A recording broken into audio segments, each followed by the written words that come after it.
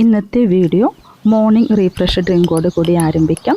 ഇത് ഡീറ്റോക്സ് ചെയ്യാനും digestion improve ചെയ്യാനും റീഫ്രഷ് ചെയ്യാനും വളരെ നല്ലതാണ് ഈ ഒരു ഡ്രിങ്ക്. ഇതിൻ്റെ കൂടെ ഒരു ബാലൻസ്ഡ് ഹെൽത്തി ബ്രേക്ക്ഫാസ്റ്റ് കൂടി ആയാലോ. അപ്പോൾ നമുക്ക് ഒരാഴ്ചത്തേക്കുള്ള ഹെൽത്തി ബ്രേക്ക്ഫാസ്റ്റാണ് ഷെയർ ആക്കുന്നത്.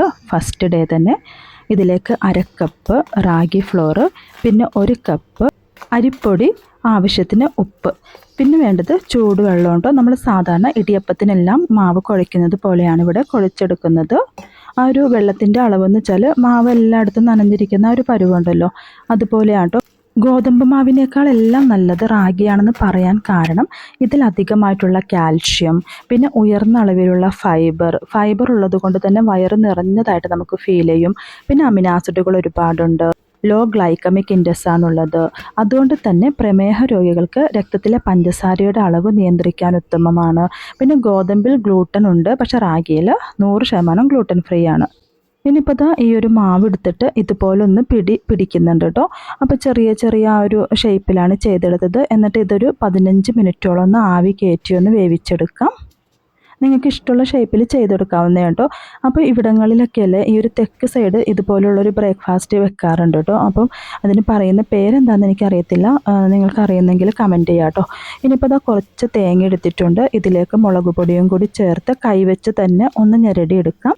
ഇനി ഒരു പാൻ വെച്ച് കൊടുക്കാം. ഇതിലേക്ക് ഓയിൽ ഒഴിച്ചു കൊടുക്കുന്നുണ്ട്. എന്നിട്ട് സവാള ചെറുതായി അരിഞ്ഞതും കൂടി ചേർത്ത് വാട്ടിയെടുക്കുന്നുണ്ട്. പെട്ടെന്ന് സവാള വഴന്ന് വരുന്നതിന് വേണ്ടി കുറച്ച് ഉപ്പും കൂടി ചേർത്ത് കൊടുക്കാം. ഇനി സവാള വഴന്ന് വരുമ്പോൾ ഇതിലേക്ക് അരിഞ്ഞു വെച്ച ചീരയാണ് കേട്ടോ ചേർത്ത് കൊടുത്തത്. ഇനിയിപ്പോൾ ചീര അടച്ച് വെച്ച് നമുക്കൊന്ന് വേവിച്ചെടുക്കാം. ഇതിൽ ആ ഒരു വെള്ളമെല്ലാം വറ്റി വരുന്നത് വരെ അടച്ച് വെച്ചൊന്ന് വേവിക്കാം കേട്ടോ. അതിനു മുമ്പ് ഇതെല്ലാം കൂടി ഒന്ന് മിക്സ് ചെയ്തെടുക്കുന്നുണ്ട്. ആ ഒരു സവാളയും ആ ഒരു ഉപ്പെല്ലാം ഇതിൽ പിടിക്കുന്നതിന് വേണ്ടിയാണ്. എന്നിട്ട് അടച്ച് വെച്ച് കൊടുക്കാം കേട്ടോ. ഇപ്പോൾ ചീരയുടെ ആ ഒരു വെള്ളമെല്ലാം വറ്റി വന്നിട്ടുണ്ട്. ഈ ഒരു ടൈമിൽ നമ്മൾ മാറ്റി വെച്ച ആ ഒരു തേങ്ങയുണ്ടല്ലോ, അതിലേക്ക് ചേർത്ത് കൊടുത്ത് നല്ലതുപോലെ ഒന്ന് മിക്സ് ചെയ്യാം. വീണ്ടും അടച്ച് വെച്ച് തേങ്ങയുടെ പച്ചമണം മാറുന്നത് വരെ ഒന്ന് വേവിച്ചെടുക്കുന്നുണ്ട്. അപ്പോൾ നല്ലതുപോലെ വെന്ത് വന്നിട്ടുണ്ട്. ഈ ഒരു ടൈമിൽ നമ്മൾ നേരത്തെ ആ ഒരു വേവിക്കാൻ വെച്ച ആ ഒരു മാവുണ്ടല്ലോ, അതിലേക്ക് ചേർത്ത് കൊടുക്കാം. സാധാരണ ഇവിടങ്ങളിലെല്ലാം ഇത് വെക്കുന്നത് അരിപ്പൊടി ഉപയോഗിച്ചാണ്. ഇപ്പോൾ റാഗിപ്പൊടി കൊണ്ട് വെച്ചിട്ടും നല്ല ടേസ്റ്റ് ആയിരുന്നു കേട്ടോ. അപ്പോൾ നല്ലതുപോലെ ഒന്ന് മിക്സ് ചെയ്ത് ഒന്നും കൂടി അടച്ച് വെച്ചൊരു 3 മിനിറ്റോളം കുക്ക് ചെയ്തെടുക്കാം. അപ്പോൾ നല്ല ഹെൽത്തി ആയിട്ടുള്ളൊരു ബ്രേക്ക്ഫാസ്റ്റ് ആയിട്ടോ ഈവനിങ് സ്നാക്കൊക്കെ ആയിട്ട് നമുക്ക് യൂസ് ചെയ്യാവുന്നതാണ്. പിന്നെ നമ്മൾ ബ്രേക്ക്ഫാസ്റ്റിൽ എപ്പോഴും മുട്ട ഉൾപ്പെടുത്തണം. നമ്മളിപ്പോൾ ജിമ്മിൽ പോവുകയാണെങ്കിലും യോഗയിൽ എവിടെയാണെങ്കിലും ഡയറ്റീഷ്യന്മാരെല്ലാം പറയുന്നത് ഒരു മുട്ടയെങ്കിലും ഒരു ദിവസം കഴിക്കണമെന്നാണ്. അതും ബോയിൽഡ് എഗ് ആയിരിക്കണം കേട്ടോ. പിന്നെ ഒരു കട്ട് ഫ്രൂട്ട് കൂടി ഉൾപ്പെടുത്തുക. ഇവിടെ ഇപ്പം വാട്ടർമെലൺ ആണ് എടുത്തിരിക്കുന്നത്. ഏത്തപ്പഴം ഉണ്ടല്ലോ, അതിൻ്റെ ഒരു ചെറിയ പീസ്, പിന്നെ ഡ്രൈ ഫ്രൂട്ട്സും ആഡ് ചെയ്യുന്നുണ്ട്.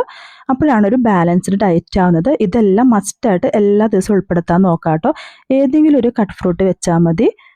ബാലൻസ്ഡ് ഡയറ്റ് എന്ന് വെച്ചാൽ തന്നെ അതിൽ protein, fibre, carbohydrate, healthy fat എന്നാൽ മാത്രമേ പെർഫെക്റ്റ് ആയിട്ടുള്ളൊരു ബ്രേക്ക്ഫാസ്റ്റ് ആവുള്ളൂ കേട്ടോ. അപ്പോൾ കട്ട് ഫ്രൂട്ടൊക്കെ ആണെങ്കിലും ഫൈബർ, വൈറ്റമിൻ ഉണ്ട്, ഡ്രൈ ഫ്രൂട്ടിലുണ്ട് ഫൈബർ ഉണ്ട്, ഹെൽത്തി ഫാറ്റും ഉണ്ട്. പക്ഷേ ഇതെല്ലാം കുറഞ്ഞ അളവിൽ തന്നെ ഉൾപ്പെടുത്താൻ നോക്കാം കേട്ടോ. ഇനിയിപ്പോൾ രണ്ടാമത്തെ ദിവസമാണ്. അപ്പോൾ കുറച്ച് റാഗി, ഒരു 2 ടേബിൾ സ്പൂണോളം റാഗി കുറച്ച് വെള്ളത്തിൽ ഒന്ന് അലിയിച്ചെടുക്കുന്നുണ്ട്. അപ്പോൾ റാഗി കൊണ്ടുള്ള അപ്പം ഉണ്ട് ഇവിടെ തയ്യാറാക്കുന്നത്. അപ്പോൾ പല രീതിയിൽ നമുക്ക് റാഗി കൊണ്ടുള്ള അപ്പം ചെയ്യാവുന്നതാണ്. അപ്പോൾ ഞാനിവിടെ വളരെ സിമ്പിളായിട്ടുള്ള രീതിയാണ്. സാധാരണ ഇവിടെ കുട്ടികളോ ഹസ്ബൻഡോ ഒന്നും ഇതൊന്നും കഴിക്കത്തില്ല. അപ്പോൾ എനിക്ക് വേണ്ടി മാത്രമായതുകൊണ്ട് ഇവിടെ അവർക്ക് വേണ്ടി ഉണ്ടാക്കിയ ഒരു അപ്പത്തിൻ്റെ മാവിൽ നിന്ന് 2 തവി എടുത്തിട്ടുണ്ട്. എന്നിട്ട് ഈ ഒരു റാഗി ഫ്ലോറിലോട്ട് മിക്സ് ചെയ്ത് കൊടുക്കുകയാണ് ചെയ്യുന്നത്. സാധാരണ നമ്മൾ അപ്പം എല്ലാം ചെയ്യുന്നത് പോലെ അപ്പച്ചട്ടിയിലിട്ട് പരത്തി കൊണ്ടെടുക്കാം. എന്നിട്ട് അടച്ച് വെച്ചിട്ടൊന്ന് വേവിച്ചെടുക്കുക കേട്ടോ. അപ്പോൾ നല്ല സോഫ്റ്റ് ആയിട്ടുള്ളൊരു അപ്പമാണ്. ഇതിപ്പോൾ എനിക്ക് വേണ്ടി മാത്രം ആയതുകൊണ്ടാണ് ഞാനൊരു സിമ്പിളായിട്ടുള്ള മെത്തേഡിൽ ചെയ്തെടുത്തത്. അല്ലെന്നുണ്ടെങ്കിൽ നിങ്ങൾക്ക് വേണമെന്നുണ്ടെങ്കിൽ റാഗി പൗഡറിൽ തേങ്ങ ചേർത്ത് കൊടുത്ത് സാധാരണ അപ്പം ഉണ്ടാക്കുന്നത് പോലെ ഉണ്ടാക്കിയെടുക്കാം കേട്ടോ. ഇനിയിപ്പോൾ ഇതിൻ്റെ കൂടെ കഴിക്കാനായിട്ട് സോയാ ചങ്ക്സ് ആണ് ശരിയാക്കുന്നത്. അപ്പോൾ സോയാ ചങ്ക്സിൽ നല്ല ചൂടുവെള്ളം ഒഴിച്ച് ഒരു 20 മിനിറ്റോളം ഒന്ന് സോക്ക് ചെയ്യാൻ വേണ്ടി വെക്കുന്നുണ്ട്. ആ ഒരു ടൈമിൽ നമുക്ക് ഇതിന് റോസ്റ്റ് ചെയ്യാനുള്ള സവാളയെല്ലാം ശരിയാക്കാം. അപ്പോൾ ഇതിലേക്ക് ഓയിൽ ഒഴിച്ചു കൊടുത്തിട്ടുണ്ട്. പിന്നെ കുറച്ച് പെരിഞ്ജീരകം, സവാള ചെറുതായി കട്ട് ചെയ്തത്, ഇതെല്ലാം കൂടി ഒന്ന് ചേർത്തൊന്ന് വഴറ്റിയെടുക്കാം. ഇനി ഇതിലേക്ക് ജിഞ്ചർ ഗാർലിക് പേസ്റ്റ് ചേർക്കുന്നുണ്ട്. ഒരു പച്ചമുളകും കൂടി ചേർത്ത് കൊടുക്കുന്നുണ്ട്. പിന്നെ കറി ലീവ്സും കൂടി ചേർക്കാം കേട്ടോ. എന്നിട്ട് നല്ലതുപോലെ ഒന്ന് വഴറ്റിയെടുക്കാം. സവാള വഴന്ന് വരുന്ന ആ ഒരു ടൈമിൽ കുറച്ച് ഉപ്പ് പെട്ടെന്ന് വഴന്ന് വരുന്നതിന് വേണ്ടി ചേർക്കുന്നുണ്ട്. പിന്നെ വേണ്ടത് തക്കാളിയാണ് കേട്ടോ. ഒരു തക്കാളി വലുതായി അരിഞ്ഞത് തന്നെ ചേർത്ത് കൊടുത്ത് ഒന്ന് വഴറ്റിയെടുക്കാം. ഇനി ഈ ഒരു ടൈമിൽ പൊടികൾ ഓരോന്നായിട്ട് ചേർക്കുന്നുണ്ട്. മഞ്ഞൾപ്പൊടി, മല്ലിപ്പൊടി 2 ടേബിൾ സ്പൂൺ, മുളക് പൊടി എരിവിനനുസരിച്ച്, ഗരം മസാല പൗഡർ ഇത്രയും കൂടി ചേർത്ത് കൊടുക്കാം. എന്നിട്ട് നമ്മൾ സോക്ക് ചെയ്യാൻ വേണ്ടി മാറ്റി വെച്ച ആ ഒരു സോയ ചങ്ക്സ് ഇതിലേക്ക് ചേർത്ത് കൊടുക്കുന്നുണ്ട്. എന്നിട്ട് നല്ലതുപോലെ ഒന്ന് മിക്സ് ചെയ്യാം. ഈ ഒരു ടൈമിൽ വെള്ളം നല്ലതുപോലെ ഇതിന്ന് ഊർന്ന് വരും കേട്ടോ. അപ്പോൾ വെള്ളം വറ്റി വരുന്നത് വരെ ഒന്ന് കുക്ക് ചെയ്തെടുക്കാം. പിന്നെ സോയാ സോസാണ് ചേർത്ത് കൊടുത്തത്. നല്ലൊരു ടേസ്റ്റ് ആയിരിക്കും സോയാ സോസും കൂടി ചേർത്താൽ. ഏറ്റവും അവസാനം മല്ലിയിലയും കൂടി ചേർത്ത് കൊടുക്കാം കേട്ടോ. ഇനിയിപ്പോൾ ഫ്ലെയിം ഓഫ് ചെയ്ത് കൊടുക്കാം. ചൂടോട് കൂടി തന്നെ സെർവ് ചെയ്യാം. അപ്പോൾ എല്ലാ ദിവസവും ബ്രേക്ക്ഫാസ്റ്റിൻ്റെ കൂടെ മുട്ട എന്തായാലും ഉൾപ്പെടുത്താം. ചെറിയ കഷ്ണം പഴം വെച്ച് കൊടുക്കുന്നുണ്ട്. ഏത്തപ്പഴമാണ്. പിന്നെ കട്ട് ഫ്രൂട്ട്, ഡ്രൈ ഫ്രൂട്ട്സ് ഇത്രയും നിർബന്ധമാണ് കേട്ടോ. പിന്നെ ആ ഒരു ബ്രേക്ക്ഫാസ്റ്റ് നമുക്ക് കുറഞ്ഞ അളവിലെടുത്താൽ മതി. അപ്പോൾ വയറും നിറയും, നല്ലൊരു എനർജി ഫീലും കിട്ടും കേട്ടോ. ഇനിയിപ്പോൾ ഡേ 3 ആണ്. ഇതിനായി ഒരു കുക്കറിലേക്ക് മധുരക്കിഴങ്ങുണ്ടല്ലോ അത് കട്ട് ചെയ്തത്, ക്യാരറ്റ്, സവാള, പിന്നെ ആവശ്യത്തിന് ഉപ്പ് ചേർത്ത് കൊടുക്കാം. പച്ചമുളക് എരിവിനനുസരിച്ച് ചേർക്കുന്നുണ്ട്. കുറച്ച് വെള്ളവും കൂടി ചേർത്ത് നമുക്കിതൊന്ന് വേവിക്കാനായിട്ട് മാറ്റി വെക്കാം.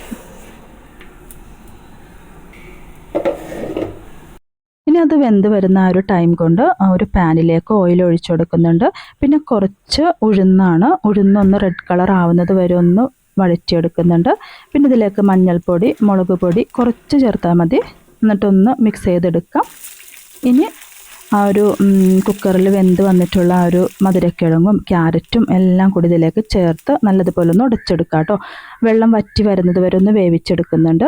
അപ്പോൾ മസാല റെഡി ആയിട്ടുണ്ട്. ആ ഒരു ഫില്ലിംഗ് ആണ് കേട്ടോ ഇത്. ഇനി നമ്മളിതിൽ മസാല ദോശയാണ് ശരിയാക്കുന്നത്. മധുരക്കിഴങ്ങാണെന്ന് തോന്നത്തേ ഇല്ല കേട്ടോ. ഇവിടെ കുട്ടികൾക്കൊക്കെ ഞാൻ കൊടുത്തപ്പം അവർക്കൊട്ടും മനസ്സിലായില്ല ഇത് ഉരുളക്കിഴങ്ങാണെന്ന് വിചാരിച്ചിട്ട് തന്നെ അവർ കഴിച്ചത്. യാതൊരു ടേസ്റ്റ് വ്യത്യാസം ഉണ്ടായിരുന്നില്ല കേട്ടോ. എന്തായാലും നിങ്ങൾ ട്രൈ ചെയ്ത് നോക്കണം. ഇനിയിപ്പോൾ സാധാരണ ഒരു ദോശമാവ് ഇതിൽ പോലെ പരത്തുന്നുണ്ട്. ചെറുതായിട്ടാണ് ഞാൻ ചെയ്തത്. ഇത്രയും കഴിച്ചാൽ തന്നെ നമുക്ക് വയറ് നിറയും. കാരണം നമ്മൾ വേറെ ആ ഒരു എഗ്ഗും വേറെ കട്ട് ഫ്രൂട്ട് എല്ലാം ഉൾപ്പെടുത്തുന്നതുകൊണ്ട് തന്നെ ഒരു ചെറിയൊരു ദോശ മതി കേട്ടോ വയറ് ഫില്ലാവാൻ വേണ്ടി. അപ്പോൾ ഇന്നത്തെ ദിവസം ഈ ഒരു കട്ട് ഫ്രൂട്ട് എല്ലാം വെച്ച് കൊടുത്തിരിക്കുന്നത്. അതിൻ്റെ കൂടെ സൈഡിലായിട്ട് കുറച്ച് മസാലയും കൂടി വെക്കുന്നുണ്ട് കേട്ടോ. മധുരക്കിഴങ്ങിൻ്റെ ഉപയോഗമൊക്കെ നിങ്ങൾക്ക് അറിയാവുന്നതാണ്. ഒരുപാട് ഹെൽത്തിയാണ് കേട്ടോ.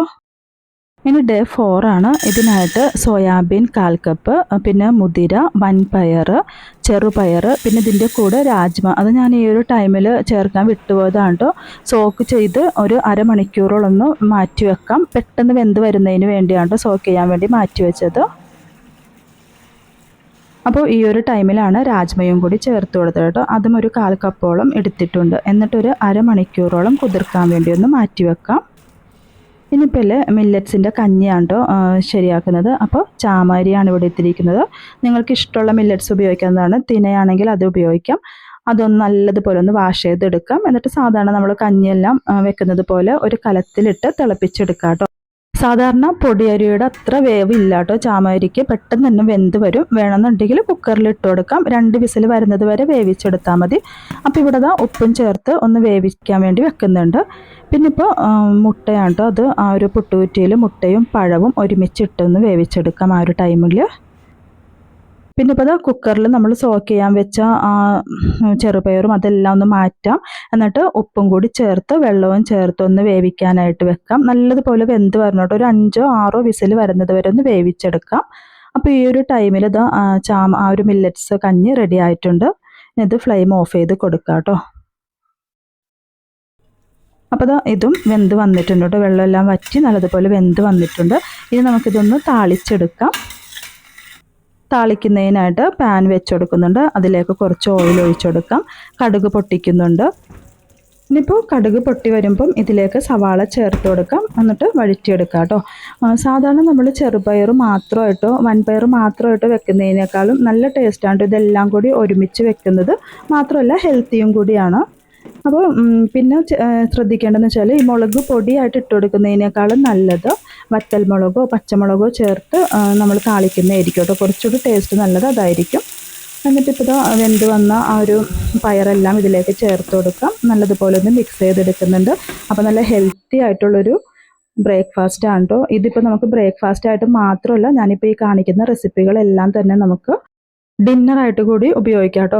അപ്പോൾ സാധാരണ ഡയറ്റ് ചെയ്യാൻ പ്ലാൻ ഉള്ളവരൊക്കെ ആണെന്നുണ്ടെങ്കിൽ ഇൻ്റർമീഡിയൻറ്റ് ഫാസ്റ്റ് ചെയ്യുന്നത് കുറച്ചുകൂടി നല്ലതായിരിക്കും. അപ്പോൾ ഡിന്നറൊക്കെ ആണെങ്കിൽ ഒരു 6-6:30 ആ ഒരു ടൈമിലെങ്കിലും കഴിക്കാൻ നോക്കാം കേട്ടോ. അപ്പോൾ നല്ല ടേസ്റ്റി ആയിട്ടുള്ളൊരു മില്ലറ്റ്സ് കഞ്ഞിയും അതിൻ്റെ കൂടെയുള്ള എരിപ്പുഴുക്കും എല്ലാം റെഡി ആയിട്ടുണ്ട്. പിന്നെ കട്ട് ഫ്രൂട്ടായിട്ട് ഇവിടെ ഇപ്പോൾ ആപ്പിളാണ് ഇന്ന് എടുത്തത്. വേറെ മാറ്റങ്ങളൊന്നുമില്ല. ഇനിയിപ്പോൾ ഡേ 5 ആണ്. ഇതിനായിട്ടൊരു പാൻ വെച്ച് കൊടുക്കുന്നുണ്ട്. പാനിലേക്ക് കുറച്ച് ബോൺലെസ് ചിക്കനാണ് ചേർത്ത് കൊടുത്തത്. ഇനിയിപ്പോൾ ഇതിലേക്ക് കുരുമുളക് പൊടി, മഞ്ഞൾപ്പൊടി, മുളക് പൊടി, പിന്നെ ആവശ്യത്തിന് ഉപ്പ്, ജിഞ്ചർ ഗാർലിക് പേസ്റ്റ് ഇത്രയും കൂടി ചേർത്ത് ഒന്ന് മിക്സ് ചെയ്തെടുക്കാം കേട്ടോ. എന്നിട്ട് ഇത് ഫ്രൈ ആവുന്നത് വരെ ഒന്ന് അടച്ച് വെച്ച് കുക്ക് ചെയ്യുന്നുണ്ട്. അപ്പോൾ ഇതാ 1/4 ഭാഗത്തോളം കുക്കായി വന്നിട്ടുണ്ട്. ഈ ഒരു ടൈമിൽ അരിഞ്ഞു വെച്ച ക്യാരറ്റ്, നീളത്തിൽ അരിഞ്ഞതാണ് കേട്ടോ. ക്യാരറ്റ്, ക്യാപ്സിക്കം, സവാളയുടെ പകുതിയാണ് എടുത്തിരിക്കുന്നത്. ഇത്രയും കൂടി ചേർത്ത് കൊടുക്കാം. എന്നിട്ട് അടച്ചു വെച്ച് വീണ്ടും ഒന്ന് കുക്ക് ചെയ്തെടുക്കാം കേട്ടോ. അപ്പോൾ ഒരുപാട് കുക്കാവേണ്ട ആവശ്യമൊന്നുമില്ല. ഇപ്പോൾ ഈ ഒരു ടൈമിൽ ഇതിലേക്ക് കാഷ്നട്ടും കൂടി ചേർത്ത് കൊടുക്കുന്നുണ്ട്. ഒരു 5-10 കാഷ്നട്ട് ചേർത്ത് കൊടുക്കാം. കുറച്ച് നാരങ്ങ നീരും കൂടി ചേർക്കാം. എന്നിട്ട് നല്ലതുപോലെ മിക്സ് ചെയ്ത് കൊടുക്കാം. ഇപ്പോൾ ഇത് ക്യാരറ്റെല്ലാം നല്ലതുപോലെ വഴന്ന് വന്നിട്ടുണ്ട്. അപ്പോൾ സോയാ സോസും കുറച്ച് മല്ലിയിലയും കൂടി ഏറ്റവും അവസാനം ചേർത്ത് കൊടുക്കുന്നുണ്ട്. പിന്നെ വേണ്ടത് 1 ടേബിൾ സ്പൂണോളം വെളുത്ത എള്ളാണ് കേട്ടോ. അപ്പോൾ നല്ല അടിപൊളി ടേസ്റ്റി ആയിട്ടുള്ളൊരു ഫില്ലിങ് റെഡി ആയിട്ടുണ്ട്. ഇനിയിപ്പോൾ ഒരു മിക്സിയുടെ ജാറിലേക്ക് ഗോതമ്പ് പൊടിയാണ് കേട്ടോ. 1/2 കപ്പോളം ഗോതമ്പ് പൊടിയും കുറച്ച് ഉപ്പും 1 മുട്ടയും കൂടി ചേർത്ത് കൊടുക്കുന്നുണ്ട്. ആവശ്യത്തിന് വെള്ളവും കൂടി ചേർക്കാം. ഒരു 1/4 കപ്പോളം വെള്ളമാണ് ചേർത്തത്. എന്നിട്ട് നല്ലതുപോലെ ഒന്ന് അരച്ചെടുക്കാം. അപ്പോൾ അത് അരച്ചെടുത്തിട്ടുണ്ട്. ഇനി ഒരു പാൻ വെച്ച് കൊടുക്കാം. പാൻ ചൂടായി വരുമ്പോൾ ഇതിലേക്ക് മാവ് ഒഴിച്ചു കൊടുത്ത് ജസ്റ്റ് ഒന്ന് പരത്തിയെടുക്കുന്നുണ്ട് കേട്ടോ. ഇനി തിരിച്ചും മറിച്ചുവിട്ട് 2 വശം ഒന്ന് കുക്ക് ചെയ്ത് എടുക്കുന്നുണ്ട്. വളരെ നൈസായിട്ടാണ് ഇവിടെ ചെയ്തെടുത്തിരിക്കുന്നത്. അപ്പം തിരിച്ചിട്ട് കൊടുക്കാം. വേണമെന്നുണ്ടെങ്കിൽ ഇതിൽ അല്പം ബട്ടറോ അല്ലെങ്കിൽ നിങ്ങൾക്ക് ചീസ് വേണമെന്നുണ്ടെങ്കിൽ അത് ചേർത്ത് കൊടുക്കാവുന്നതാണ് കേട്ടോ ഈ ഒരു ടൈമിൽ. ഇനി നമുക്ക് ഫില്ലിങ് ഇട്ട് കൊടുക്കാം. നേരത്തെ തയ്യാറാക്കി വെച്ച ആ ഒരു ഫില്ലിങ് ഇതിൽ മുഴുവനായിട്ട് ചേർത്ത് കൊടുക്കാവുന്നതാണ് കേട്ടോ. അപ്പോൾ കുട്ടികൾക്കൊക്കെ നമുക്ക് ലഞ്ച് ബോക്സിന് കൊടുത്തു വിടാൻ പറ്റുന്ന ഒരു റെസിപ്പിയും കൂടിയാണ്. എന്തായാലും ട്രൈ ചെയ്ത് നോക്കുക. അടിപൊളി ടേസ്റ്റ് ആയിരുന്നു കേട്ടോ. അപ്പോൾ ഇന്നിപ്പോൾ കട്ട് ഫ്രൂട്ടായിട്ട് ഒരു പപ്പായയുടെ 2 പീസാണ് വെക്കുന്നത്. ഡ്രൈ ഫ്രൂട്ട്സും എഗ്ഗും എല്ലാം ആഡ് ചെയ്യുന്നുണ്ട് കേട്ടോ. ഇതിപ്പോൾ ഡിന്നറായിട്ട് നമുക്ക് കഴിക്കാൻ പറ്റുന്ന ഒരു റെസിപ്പിയാണ്. എന്തായാലും ട്രൈ ചെയ്ത് നോക്കാം. മസ്റ്റ് ട്രൈ ആയിട്ടുമാണ്. അത്രയ്ക്കും നല്ല ടേസ്റ്റ് ആയിരുന്നു കേട്ടോ. ഇനി ഡേ 6 ആണ്.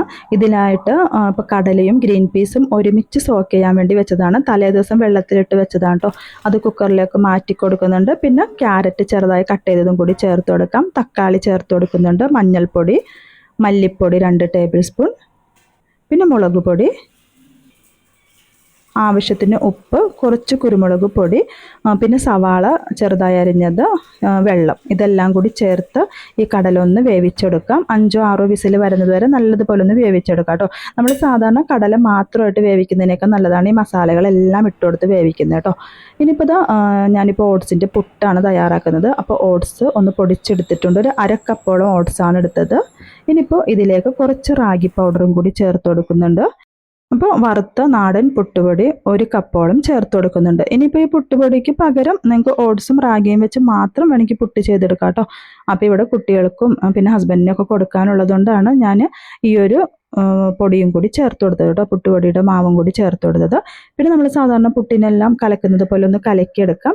ഇനിയിപ്പോൾ എല്ലാവർക്കും അറിയാവുന്നതായിരിക്കും ഈ ഒരു പുട്ടുപൊടി സോഫ്റ്റ് ആവുന്നതിന് വേണ്ടി കുറച്ച് നമുക്ക് ആ ഒരു മിക്സിയുടെ ജാറിലിട്ടൊന്ന് പൾസ് മോഡിൽ അടിച്ചെടുക്കുവാണെങ്കിൽ നല്ല സോഫ്റ്റായിട്ട് കിട്ടും കേട്ടോ മാവ്. അപ്പോൾ അതുപോലെ ഒന്ന് ചെയ്തെടുത്തിട്ടുണ്ട്.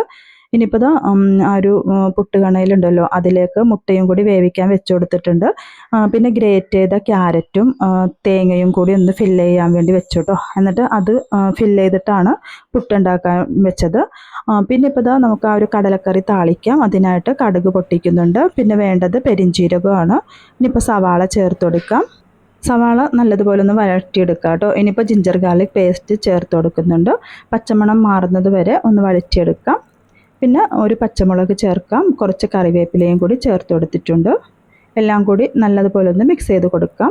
ഇനി അവസാനം പൊടികൾ ഓരോന്നായിട്ട് ചേർത്ത് കൊടുക്കാം. ഒരുപാട് പൊടികളുടെ ആവശ്യമില്ല, നമ്മൾ ആ കടല വേവിക്കാൻ വെച്ചപ്പം നമ്മൾ ചേർത്ത് കൊടുത്തതാണ് കേട്ടോ. അപ്പോൾ മല്ലിപ്പൊടിയും മുളക് പൊടിയുമാണ് ചേർത്തത്, മഞ്ഞൾപ്പൊടി പിന്നെ ചേർത്ത് കൊടുത്തില്ല കേട്ടോ. ഇനിയിപ്പോൾ വേവിച്ച് വെച്ച ആ കടല ഇതിലേക്ക് ചേർത്ത് കൊടുക്കാം. പിന്നെ ഏറ്റവും അവസാനം മല്ലിയിലയും കൂടി ചേർക്കുന്നുണ്ട്.